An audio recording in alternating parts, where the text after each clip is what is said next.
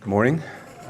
We're joining the chorus today of thanking everybody for coming here and also for inviting us to participate in the meeting today. And so we'll be talking with you today about Early Check, which is our version of a newborn sequencing project. This slide has it seems like a simple title slide. It has a lot of things packed into it. First of all, it's going to be a co-presentation. Hopefully it's obvious to you who's Don and who's Holly. What might not be obvious is that of all the groups that will be presenting today, we're the only group that's not led by physicians. We are social scientists. We're very interested in the translational aspect of all of these issues. And we look at it from a lens of families and from policymakers and from the systems level perspective. Doesn't make us better, but it just means that this is the kind of continuum of work that needs to be done if we're going to really answer the questions about what's important about sequencing. I also want to make the point that, I also will say though, that we have an extensive team of physicians and bioinformaticians and others who are a part of our team, but it's led primarily by social scientists. Also, we're the only group that's not located in a hospital or in an academic institution. RTI International is a large nonprofit research organization. We feel like we're very much aligned with the mission of RTI, which is to improve the human condition by turning knowledge into practice. And we feel like we're living that through this project, or at least that's what we tell our bosses every time we go for our annual evaluations. So I'm going to tell you a little bit about Early Check and how this came about, what we've been doing with it for the last 5 years, and then we'll turn it over to Holly, who will be talking with you about what we'll be doing for the next, in the foreseeable future. So Early Check started with an innovation award from NCATS, and I think we were in the first class of the first round of awards, but we quickly got additional support from the National Institute of Child Health and Human Development. The John Merck Fund is a private family foundation, been very supportive, as well as a number of other industry partners. Early Check is a research study. It was designed to evaluate methods to offer free and voluntary screening to every parent in North Carolina. So very different from the other projects, which are focused in particular settings. We're trying to look at this from a statewide perspective. So it's really not, and in fact, we're not billing it as scaling screening, it's scaling consent, and trying to see how we could do this virtually all over the state. We started with two prototype disorders, spinal muscular atrophy and Fragile X syndrome, two very different disorders in terms of urgency and treatability and so forth. We added CKMM screening in the middle of the project. And our primary goal was to acquire data to inform policy. It really came out of a number of different experiences and perspectives. For me personally, it was my 6-year experience on the Secretary's Advisory Committee that Dr. Howell mentioned last night. The committee was stuck in the middle between parents and advocates who were demanding that we start screening for their disorder very, very quickly. Why not? Come on, do this.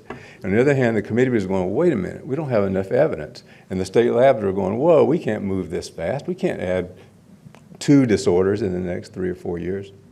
It became clear that there's a gap in the capability of gathering data rapidly. And we wanted to set up an infrastructure that wasn't just a one and done infrastructure where you screen for something and then you move on to something and let somebody else do the next disorder. We wanted it to be an infrastructure that could sustain itself over time, and one that we could continue to add new disorders as it became time and as funding obviously was available.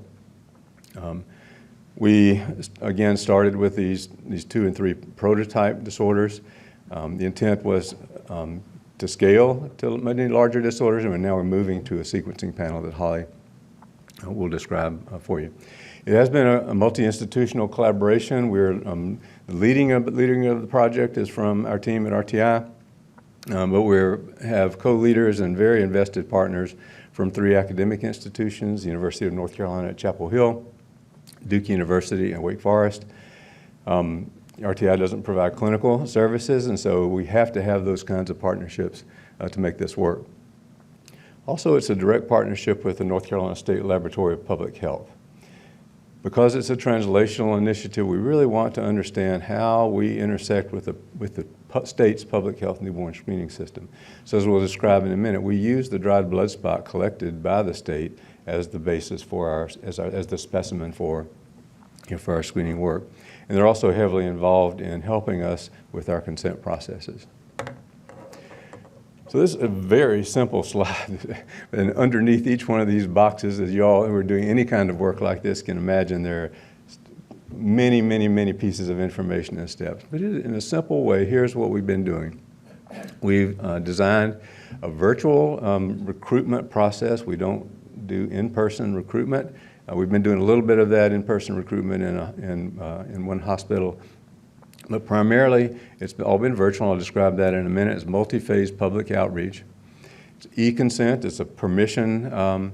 Parents give permission through an online portal. And once they give permission, we drive to the state lab, which fortunately is only about 8 miles from where we are. We access the consented dried blood spot. Our team punches the blood spot and runs the tests for the screened disorders. We have each participant has their own portal, and so if it's a negative result, we return those results through the portal. If it's a positive result, we have genetic counselors on our team who immediately call the families and bring them in and invite them in for confirmatory testing and diagnosis. That of course all goes to our clinical partners at our university collaborators.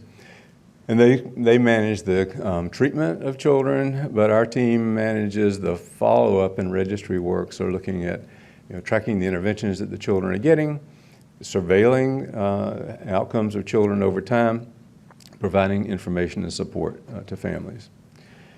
So we've established this process, we've proved that it works, we know how it works, and we don't need to change it fundamentally to add sequencing. We need to change the information. We need to change the processes to some extent, but this structure is going to be exactly the structure we'll be using for our sequencing project. So participation eligibility, using e-consent, mothers can sign up their babies for early check if they're more than 12 weeks pregnant or if they have a baby less than 1 month of age who was born in North Carolina. And as I mentioned, we use the state-collected dried blood spot. And to date, we have our own CLIA-approved lab on the RTI campus, and we've been doing the testing, the screening in our CLIA-approved lab. We won't be doing the sequencing. We'll be partnering obviously with an industry partner for that, but our team will still be involved in many other ways. So as I mentioned, we've been doing a number of different virtual recruitment strategies, and we've been testing these systematically. We've been published several papers now on the effectiveness of different approaches and, in fact, different ways of doing social media ads, for example. Our core method is very old school. We send a letter to every birthing parent in North Carolina every day. And so the state has agreed that they can, through a privacy agreement that we have with the state lab, is that we get the names and addresses of every birthing parent every day. We send out a letter, but that letter goes on state letterhead. So it's not coming from RTI or from researchers, it's coming from the state, telling parents about this opportunity to participate in early check. The big problem, of course, is if you send a letter, you can't click on something in the letter. You have to go to a website, you have to take an action to do that. We have tried a number of social media ads. I don't have time to describe all of that. We've published a number of papers on it. We provided information in healthcare settings, and we've been doing some small pilot studies to look at inviting families to participate in early check using patient portals or the electronic medical records, and they can actually get an invitation during pregnancy about the possibility of participating in the study. So we've been running the project a little over around 4 years, and so almost 23,000 parents have enrolled in early check. They have come from every birthing hospital in the state and 99% of the counties. There's one very small rural county up in northeastern North Carolina that we still can't get anybody to sign up from, but they only have 12,000 people living in the whole county. So, a couple of things about this slide that are not necessarily apparent, but there's a little box there describing is that So we've been able to pretty consistently continue to recruit at about 500 to 600 families a month. It's been amazing how remarkable that has been over time, and especially noteworthy is that COVID didn't affect us at all. In fact, we had a slight uptick in recruitment during the early phases of COVID, and so we've been able to show that through virtual recruiting and virtual processes, we can survive a pandemic or an epidemic and really continue this work unimpeded. Another thing that's not here, people always ask this question, well, these are only going to be white, well-educated people who are signing up. We have remarkable diversity in our sample. North Carolina, the last census, about 60% of the North Carolina population self-identified as white, non-Hispanic. About 61 or 62% of our sample self-identifies as white, non-Hispanic. We have almost 3,000 African-American families that have signed up. We have almost exactly the percentage of Latino Hispanic families in North Carolina. 9% have signed up here. So we were surprised, but we were pleased that we've been able to achieve much more diversity than that we had potentially anticipated. This is a relatively small percentage of births, as you can tell, maybe about 5% of all births in North Carolina. So we're not getting a big percentage uptake, but we're getting lots of numbers because of the approach that we're taking. And we're very confident that this approach is going to give us enough babies to do what we want to do in our sequencing project. Although that'll be one of our questions, is if we add a sequencing offer to the project, does that change our enrollment rates in any way? So we do offer a unique set, in addition to the virtual recruitment and e-consent, we have a unique set of telegenetic counseling model and online educational resources. And those have all been guided by extensive formative research. Holly, especially and her team, really go out and talk to parents. We test and field test and revise and retest again all of our methods and procedures to make sure they're understandable and acceptable to families. So in addition to all the work we've been doing with early check, we like to think about the future of newborn screening and what is newborn screening going to look like in 5 or 10 years, and are we ready for it? So we published a number of papers on that. Our first one was back in 2015 on newborn screening, evolving challenges in an era of rapid discovery. We're probably a little bit ahead of our time there because we're still saying that today, right? We've done some studies on, and I can talk about this in perhaps one of the panels, on expert evaluation of is newborn screening ready for sequencing? Is newborn screening ready for transformative therapies? And if not, what changes need to be made to help make that happen? And we published recently a paper on the window of opportunity. We feel like, and I think everyone in this room agrees, we're at a critical period. As child development people, we talk about critical periods in life. Where I feel is at a critical period, where we're at an inflection point where there's a paradigm shift coming in terms of how and what we're doing, and we need to be ready for that. So with that, I'm going to stop my part of the presentation, turning it over to Holly, who will be talking about the rest of the presentation. I do want to say that I mentioned our funding in our second slide there. I apologize so much we can't announce the funding for the sequencing component yet. We will be doing that in the next 2 or 3 weeks, and then it'll be very clear, but this is where we are today. So Holly, I'm going to turn it over to you.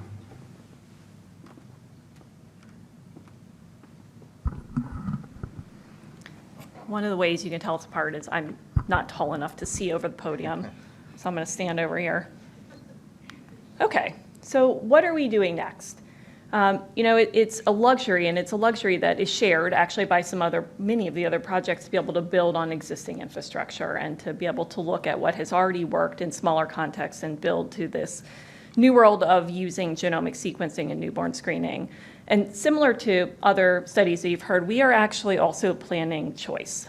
So we are allowing participants in early tech to have a choice among 2 panels. One is a sequencing panel that will be for actionable conditions by age 2. For that panel, we're actually using a semi-quantitative metric in collaboration with our UNC partners that is an adaptation of an existing framework where we really have had to now integrate the concept of appropriate in the newborn period. And it's been a fascinating process that's ongoing. We expect that we'll probably start with between 175 and 200 conditions on that panel 1. It will grow over time. This is an ongoing process by which we will continue to reevaluate gene condition pairs. Some may come off of panel 1, but many more will be added over time. The second is the panel 2, and these are going to be conditions that are actionable after 2 or are less actionable. And that's where we're going to really invite parents to think very carefully about, would you want this kind of knowledge is power kind of idea where we may have less ability to intervene early and or we may have much less information about the likely phenotype in any particular child. We're also doing something else that we can maybe talk about if we have time later, which is that we're also going to offer a genetic risk score for type 1 diabetes. So that's going to be a separate choice that parents can make where we're going to offer back susceptibility. And it's going to be, of course, couched in very different terms. And we've really been working a lot on some formative work and some community engagement that will continue for the next 9 months, where we're working very hard to make sure that the public can differentiate these different components and make a good choice. As I've already mentioned and Don already mentioned, we are not an academic institution that provides medical care, and our sequencing project is going on in collaboration with our partners at UNC Chapel Hill. Cindy Powell is the PI at UNC. We're also working closely with Jonathan Berg and Laura Milko, and this is an example of the work we've been conducting with UNC over time on the Nexus project, where we've been engaging with them in these ideas of how do you start to offer families these choices, and how do you then evaluate whether and how parents make a choice that's consistent with their values. So we've had a lot of good work with them. And then, of course, we have been very engaged in the idea of how do we appropriately return results in context, in large-scale research contexts. It is a real challenge in situations where we have a diverse state. Not only do we need to be able to consent people appropriately, so people enroll appropriately based on their values, but also we have to be able to return results in ways that are acceptable and understandable to different people who are in different stages of understanding health literacy, concepts of genetics and genomics, and those are things that we're working on together with our team of genetic counselors and the clinical team at UNC. So we've listed our aims. We have relatively conservative aims, and we're focused on an initial 3-year pilot. And this is one of the challenges that's already been identified, is the need to have long-term studies with long-term follow-up. That's not the way the funding world works. So we are starting with a set of 3-year aims with a plan to continue this work over time. And we are looking for partners to continue that work. So if you're interested in partnering with us, we would love to talk to you. We have 3 or 4 aims for the initial 3-year study. The first aim is the implementation aim. We plan to implement and evaluate the use of genomic sequencing to screen about 10,000 newborns, and that will be for these early onset monogenic conditions. The second aim is around uptake and acceptability. So we will do extensive evaluation, both qualitative and quantitative, with individuals who enroll in our study, as well as some exploration of why people decline to participate in the early check study. We're going to implement and evaluate short-term follow-up procedures to inform public health application. As Don mentioned, we are very tightly linked with our public health system and have worked with them every day of the project planning to make sure that the data that we're collecting is actually informative to future decision-making in public health. And because of the small duration of our study, we are starting with a 12-month follow-up, looking at outcomes in children and in their caregivers. So it's important to have outcomes of children's health and development, but also looking, as other studies are, in how this information benefits or does not benefit parents and caregivers. Oop, I went backwards. No one wants that. So I've already mentioned this, the idea that we are using a determination of actionability that is based on a framework that has been published and has been put out in the literature that you all are welcome to review, where we've had to do some adaptation to look specifically at our time of newborn sequencing. So I'm going to actually skip this because we've already talked about this.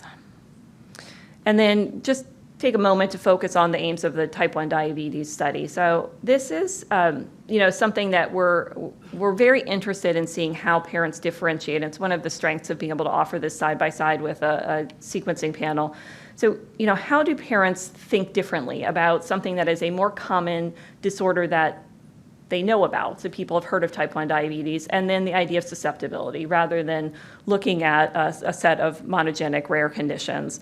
And we have, again, some very preliminary aims with a 3-year timeline for the type 1 diabetes study, starting more basic. So we're starting doing formative research among parents, primary care providers, and public health providers around the offering of genomic risk score in newborn screening as a potential future implementation.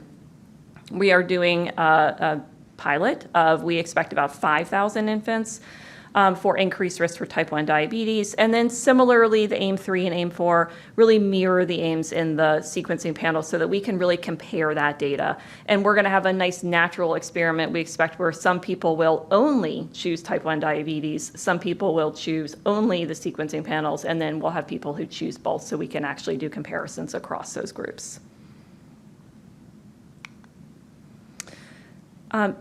This has led to some interesting discussion in addition to things like choosing what's on the panels. So type 1 diabetes with a genomic risk score leads us to some interesting determinations about things like where do we set thresholds.